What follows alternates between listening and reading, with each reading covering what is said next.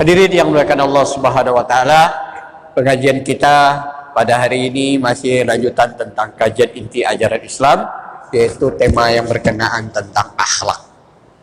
Kemarin saya sudah menjelaskan akhlak itu adalah merupakan hal yang sangat penting. Bahkan Rasulullah mengingatkan kepada kita, sebaik-baik kamu adalah orang yang paling baik akhlaknya. Dan orang yang paling dekat dengan Rasulullah, surganya pada hari akhirat kelak adalah mereka yang paling baik akhlaknya dalam kehidupan.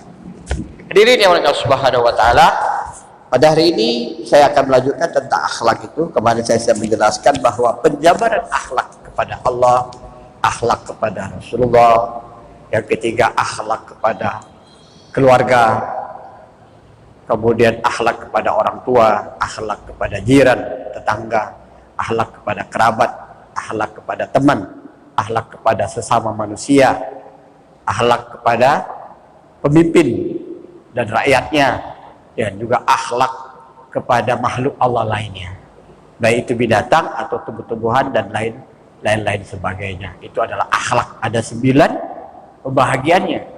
Yang pembagian ini dijabarkan yang pertama, kemarin sudah saya jelaskan, yaitu akhlak yang direalisasikan atau dijabarkan melalui perkataan. Jadi apa yang kita katakan itu adalah akhlak atau perilaku yang semuanya dinilai. Inna sam'a wal absar wal fu'ad kullu ulaika kana anhu mas'ula. Itu maksudnya. Bahwa Allah katakan di dalam Al-Quran, inna sam'a, sesungguhnya pendengaran, wal absar, penglihatan, wal fu'ad, dan qalbu atau hati akan diminta pertanggungjawaban atas apa yang dilakukannya. Jadi di antara apa yang dilakukan, penjabaran daripada jiwa manusia itu keluar dalam kehidupannya adalah perkataannya. Kemudian yang kedua yang mesti kita lakukan adalah akhlak dari segi anggota badan atau al-af'al. Nah, al-af'alu bil arkan, yaitu berbuat dengan anggota tubuh. Biasanya Allah dan Rasulnya menyebutkan dengan kata-kata yadun, tangan. Ya misalnya Allah katakan zaharal fasadu fil barri wal bahri bima kasabat aydin nas. Sesungguhnya banyak kerusakan di muka bumi ini, baik secara lahir maupun secara batin, disebabkan oleh karena tangan manusia. Aidin nas, tangan manusia. Tidak disebutkan kaki atau anggota badan lainnya, karena tangan itu mewakili semuanya. Al muslimu man salimal muslimun bilisanihi wa yadihi. Orang muslim yang sebenar muslim itu, kata Rasulullah dalam hadis Bukhari Muslim, adalah mereka yang selamat. Ya, orang-orang lain itu selamat daripada kejahatan lidahnya dan tangannya. Ya, yadun itu mewakili seluruhnya, tangan dan kaki dan sebagainya. Jadi hadirin Allah Subhanahu wa taala, apa saja perbuatan kita, perilaku kita dalam kehidupan ini yang kita lakukan dari anggota badan selain daripada lidah, itu adalah beberapa penjabaran daripada akhlak manusia. Apa saja? Apakah memukul orang, apakah menunjukkan kebaikan kepada orang, atau membantu orang lain ketika susah, atau justru sebaliknya menzalimi orang lain, menganiaya orang lain, atau menunjukkan kebenaran atau kebaikan kepada seseorang, atau sebaliknya menipu orang lain dan sebagainya. Itu adalah perbuatan. Jadi akhlak atau perilaku ini ada yang baik, ada yang jelek. Semua apa yang kamu lakukan, kata Allah, akan kembali kepada dirimu sendiri. Apabila yang kamu lakukan itu adalah keburukan, dia akan kembali kepada jiwamu sendiri. Kalau yang kamu lakukan itu adalah keburukan, kembali kepada jiwamu. Kamu lakukan itu kebaikan, juga kembali kepada jiwamu. Apanya yang kembali? Pertanyaannya. Yang kembali semua perbuatan itu adalah cahaya. Kalau itu kebaikan, dia cahaya kebaikan. Cahaya putih, cemerlang. Itu cahaya kebaikan. Ada orang yang diizinkan untuk melihatnya sebagai pembuktian kebesaran dan keagungan Allah. Tapi hanya segelintir orang yang dapat izin diperlihatkan untuk bertambah keimanan dan keyakinannya. Sebab kalau orang itu nggak beriman, orang itu ragu-ragu, ditunjukkan bagaimanapun tidak juga percaya. Makanya orang-orang kafir itu datang kepada Rasulullah, minta bukti macam ini dan itu segala macam. Kata Allah, walaupun diturunkan kepada mereka kitab Al-Quran itu utuh, atau turun tangga dari langit, atau malaikat itu turun langsung ke hadapan mereka, mereka juga tetap akan tidak beriman. Jadi ada gunanya. Ya, tidak ada gunanya. Jadi pembuktian itu berguna kalau orang itu bisa mengambil iktibar. Bahkan kita lihat mungkin dalam kehidupan kita, kalau kita mengunjungi tempat-tempat yang mendapat musibah, lebih banyak yang tak bisa mengambil pelajaran kadang-kadang. Sebagian kecil bisa mengambil pelajaran. Ada orang ketika satu musibah, dia ceritakan bagaimana pertolongan Allah kepada dia. Walaupun dia nggak bilang pertolongan Allah, dia bilang keajaiban, dia bilang gitu. Itu ketika terjadi gempa, orang amblas ke dalam tanah, ya, dia masuk keluar lagi bergelinding, Pak. Masuk lagi keluar lagi, kelindir lagi. Dia selamat. Yang muda-muda nggak selamat, dia sudah tua, udah gaek dah. Jadi waktu kita datang, kita tanyakan, kita pun terharu mendengar ceritanya. Gimana Allah menolong dia. Tak lama setelah dia cerita, azan orang di masjid. Pak, mari awak ke masjid lah, orang dah azan. Dah awak belum terpikir lagi gitu. Belum terpikir lagi. Astagfirullah. Padahal dia baru selamat, Pak. Tidak semua orang bisa mengambil iktibar. Itu sudah gaek, dah tua. Ya kadang malah justru sebaliknya, orang muda masih bisa mengambil pelajaran. Ada. Dia seorang guru ngaji, ketika terjadi musibah yang sama, dia peluk Al-Quran, menggelinding dia, masuk keluar lagi dari tanah, masuk lagi keluar lagi, akhirnya dia selamat. Bisa dia naik ke atas dengan Quran yang dia pegang. Nah, walaupun dia nggak hafal Quran, tapi dia seorang guru ngaji. Selamat dia daripada musibah itu. Ini cerita nyata dalam satu musibah. Artinya tidak semua orang bisa mengambil pelajaran. Hadirin subhanahu wa ta'ala, kalau itu kejahatan, cahaya yang masuk ke dalam dirinya cahaya hitam. Itulah yang menutup kolbunya, hatinya. Semakin jauh dia daripada Allah subhanahu wa ta'ala. Padahal Allah itu dekat. Faiza sa'alaka ibadi anni fa'inni qarib, kata Allah. Faiza, apabila sa'alaka ibadi, hambaku bertanya tentang aku, kata Allah dalam Al-Quran. Anni, tentang aku. Fa'inni qarib, sesungguhnya aku sangat dekat. Nah, jadi aku sangat dekat. Wa ana aqrabu min ashabil warid, dalam ayat yang lain. Dan sesungguhnya aku lebih dekat daripada urat lehermu. Di urat leher kita ini ada dua yang besar. Sebenarnya ada tiga, yang besar itu cuma dua. Satu urat yang membawa oksigen, ya napas. Satu lagi urat yang membawa sari makanan sampai ke tempat tubuh kita yang paling terkecil. Jadi kalau kita nyembelih binatang, ternak, yang dua itu mesti putus dalam mazhab Syafi'i. Kalau satu tidak kena, nggak sah. Itu menzalimi binatang itu. Itu dalam mazhab Syafi'i. Kalau Hanafi sah-sah saja, Maliki sah saja, yang penting mati. Jadi kalau mazhab Syafi'i harus kena, walaupun yang dua itu kena ya separuh, satunya kena semua. Sah. Jadi harus kena dua-duanya. Kalau bisa kena dua sekali sebentar dia mati. Kalau kita potong ayam bangkok itu harus hati-hati, harus kena dua. Kalau dia kenanya satunya sedikit kena atau separuh, masih bisa terbang dia, berkokok dia lagi. Lari dia dikejar pun masih susah. Karena baru satu yang putus. Bahaya. Kalau dia nanti lari-lari jatuh ke kolam, mati dia di kolam itu, nggak boleh dimakan. Sebab matinya bukan karena disembelih, tapi dia mati karena lemas, haram. Kita toko-toko tempat nyembelih ayam itu hati-hati. Ada orang tuh main tangan satunya dia, lemparnya, ambil lagi, lemparnya. Ntar gini kadang dia sambil cerita tuh, kalian merokok kadang. Matilah 15 ekor ayam, bertumpuk-tumpuk dia tuh.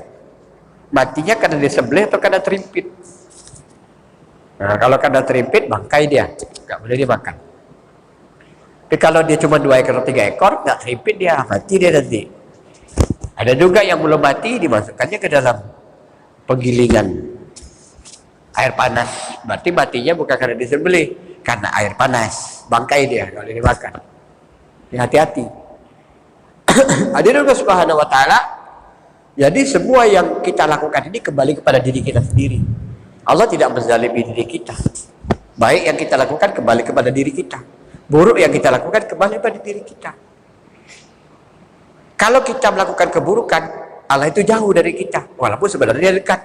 Kenapa? Allah yang dimaksud itu siapa? Nur ilahi itu.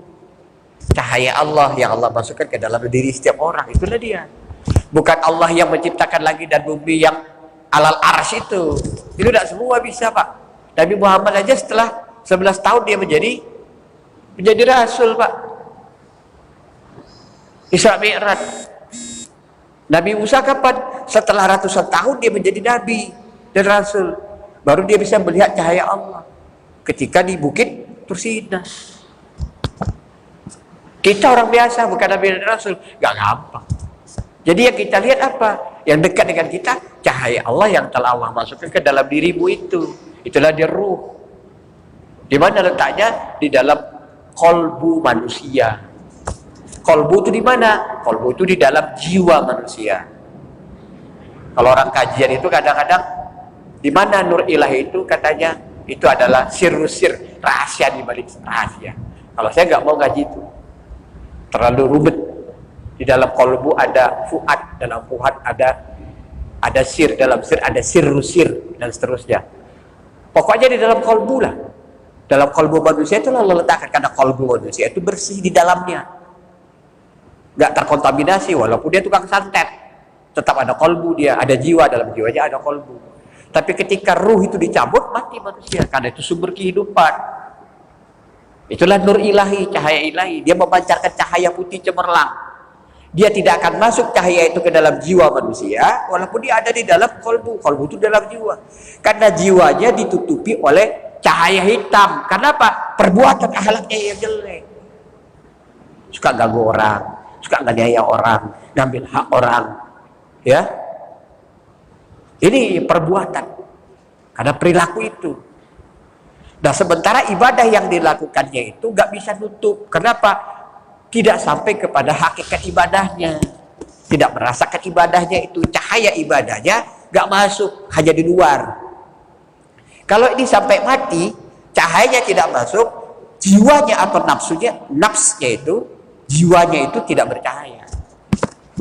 Walaupun dia ahli ibadah, Bapak mau ibadah 100 tahun, kalau nggak masuk tuh cahaya sholatnya, cahaya puasanya, cahaya zikirnya ke dalam kolbu, ke dalam jiwanya, maksud saya, itu jiwanya nggak akan memancarkan cahaya, sampai mati nggak memancarkan cahaya. Paling-paling yang diharapkan cahaya luar dari ibadahnya. Apa cahaya luar? Cahaya puasa berada di luar, cahaya zikir berada di luar, karena nggak masuk zikirnya. Cahaya sholat berada di luar, cahaya sedekah berada di luar, semuanya di luar karena nggak masuk. Apalagi kalau dia melakukan ibadah niatnya cari pahala, bukan mendapatkan ridho Allah, nggak akan memancar, Pak. Hati-hati kita. Maka kita luruskan niat kita itu semata-mata bagaimana hanya karenamu ya Allah. Allah mau kasih berapa pahalanya terserah, karena kita bukan cari pahala. Pahala itu tujuannya untuk dapat surga. Surga itu makhluk Allah, bukan Allah itu surga. Itu hadiah yang Allah berikan. Kita mau cari hadiah karena hadiah atau karena Allah? Kalau kita karena Allah, hadiahnya pasti dapat. Tapi kalau karena hadiah, belum tentu dia dapat. Ya paling tinggi dapatnya hadiah. Itu pun belum tahu, tergantung lah. Karena dia berhitung dengan Tuhan. Kalau sekian ke masjid pahalanya sekian, kalau puasa sekian sekian pahalanya, dia berhitung dengan Tuhan. Maka Tuhan juga berhitung sama dia. Jadi jangan berhitung sama Tuhan, karena Allah memberikan nikmat tak berhitung kepada kita. Jadi jangan berhitung dalam melakukan ibadah. Sedikit yang kita lakukan, tapi hanya karenamu ya Allah. Itu mesti. Jadi semua perbuatan kita ini yang niatnya ikhlas karena Allah, itu dinilai oleh Allah. Dan Allah yudha'ifu liman yasha, Allah melipat gandakan pahala pada siapa yang dikehendaki. Suka-suka ya Allah mau kasih berapa. Kalau di dunia ini kita misalnya baik dengan ibu kos yang punya kos-kosan, maka kita datang kos-kos itu mau jam berapa juga tidak dipermasalahkan, kita baik hubungan dengan ibu kosnya. Kadang-kadang kita makan nggak bayar sekali-sekali pun nggak apa-apa sama ibu kos, karena yang punya kosan itu, yang punya tempat makan di situ, kantin itu punya ibu kos. Kita baik sama dia. Enggak, kalau si Anu itu makan, si Budi itu biar aja lah katanya, digratiskannya kita. Itu baik dengan ibu kos. Bagaimana kalau dengan Allah Ta'ala? Di dunia ini sudah ditunjukkan, apalagi nanti ketika kita berhubungan baik dengan Allah Subhanahu Wa Ta'ala di dunia ini. Jadi apa yang kita lakukan ini Bapak dan Ibu, kembali kepada diri kita, tidak ada kepada orang lain. Tidak ada satupun yang gratis. Semuanya dibayar oleh Allah Subhanahu Wa Ta'ala. Wallahu yudha'ifu liman yasha. Allah lipat gandakan pada siapa yang dikehendaki pahalanya. Dan Allah tidak akan menghilangkan sedikit pun kebaikan dan pahala yang telah kamu lakukan. Allah nggak hilangkan. Allah berikan. Bentuknya apa? Cahaya. Kalau dalam bahasa syariat namanya pahala. Itulah cahaya putih. Kalau dalam bahasa syariat yang buruk itu namanya dosa. Itulah dia cahaya hitam, Pak. Kapan kita tahu? Pas kita mati nanti tahu kita. Oh, ini hitam. Orang yang mau mati itu, Pak, waktu dia sakaratul maut, dia melihat itu semua terbuka. Pintu kegaiban itu terbuka sama dia. Nampak dia waktu dia sakaratul maut. Ya. Dan waktu itu dia melihat kalau yang jemputnya itu orangnya hitam, mengerikan, ya, usul khotimah itu. Rombongannya aja datang hitam semua pakaiannya, Pak. Sebelum malaikat maut itu datang, orang rombongan itu datang hitam semua pakaiannya, Pak. Nanti yang jemputnya malaikat maut juga hitam pakaiannya. Nah, itu suul khotimah itu. Tapi kalau yang datang, siapa tahu mungkin orang Jawa mau meninggal, dia yang datang tuh, Pak. Awalnya pakai jubah putih, sandonya, insya Allah husnul khotimah. Nanti yang datangnya juga putih, husnul khotimah meninggalnya, Pak. Itu ingat kita. Makanya dari sekarang sebelum itu kejadian terjadi, kita harus persiapkan. Wa tazawwadu fa inna khairaz zadi taqwa. Berbekalah kamu, sebaik-baik bekal kamu adalah takwa. Subhanallah wa bihamdihi, subhanallah wa bihamdihi, asyhadu an la ilaha illa anta, astaghfiruka wa atubu ilaik. Assalamualaikum warahmatullahi wabarakatuh.